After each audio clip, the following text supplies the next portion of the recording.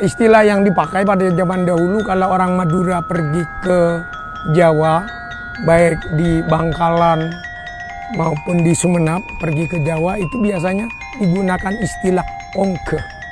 Naik, seolah-olah Jawa itu berada di atas. Dan kalau mereka pulang ke Madura digunakan istilah toron, artinya turun. Ya. Alhamdulillah ada gagasan yang kemudian diwujudkan menjadi jembatan Suramadu.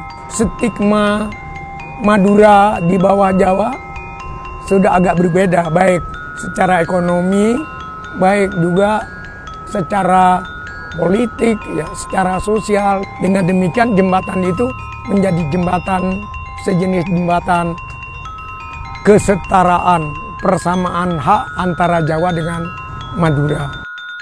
Saya kira kita tidak boleh meninggalkan sejarah. Panembahan Sumolo, Raja Sumenep pada pertengahan abad ke-18 itu mau mendirikan masjid. Dan yang ditunjuk sebagai arsitek seorang Tionghoa namanya Lau Piango. Dan orang Sumenep menerimanya, orang Madura menerimanya. Dalam Adagium Madura yang bunyinya cukok pulus macam berna melebenting sesek napote reng sebukus tata keramana mon epanteng macelepate. Itu artinya orang yang bagus tata keramanya, orang yang bagus moralitasnya, berada dimanapun dia akan sejuk dipandang. Sebenarnya sejak sebelum itu sudah terjadi ya interaksi budaya, akulturasi budaya antara Tionghoa dengan Madura, dan masjid ini semakin mengukuhkan rasa persaudaraan itu.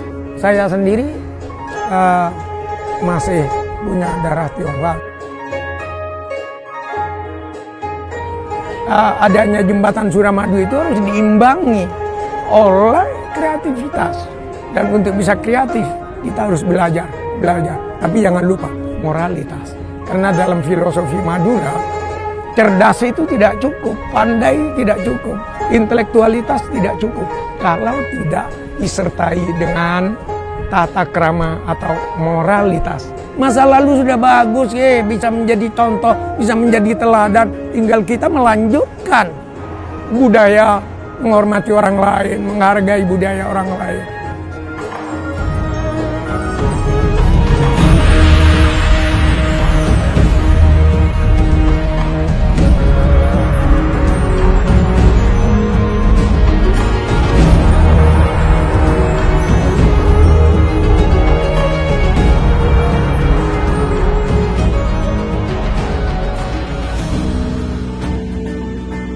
Sejak dulu kami putra-putra Madura tidak malu mengayun cangkul, tidak jijik berlumur lumpur, karena pada detak cangkul dan lumpur darah terasa menyala dan berdebur.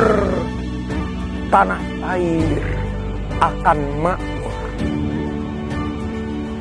Dulu antara Madura dengan Surabaya ada jarak Selat Madura. Kalau kami mau ke Surabaya harus berdayung sampan, harus menebar layar. Tapi akal sehat dan ilmu terus berkembang. Memasuki abad ke-21, dipancanglah besi dan beton antara Kedinding dan Sukolelo. Madura terus bergerak, berjuang untuk mengejar ketertinggalan, agar orang Madura bisa mengharumkan Indonesia. Jembatan Suramadu, jembatan kesetaraan, jembatan persaudaraan, jembatan kemajuan, kehormatan menuju rahmat Tuhan.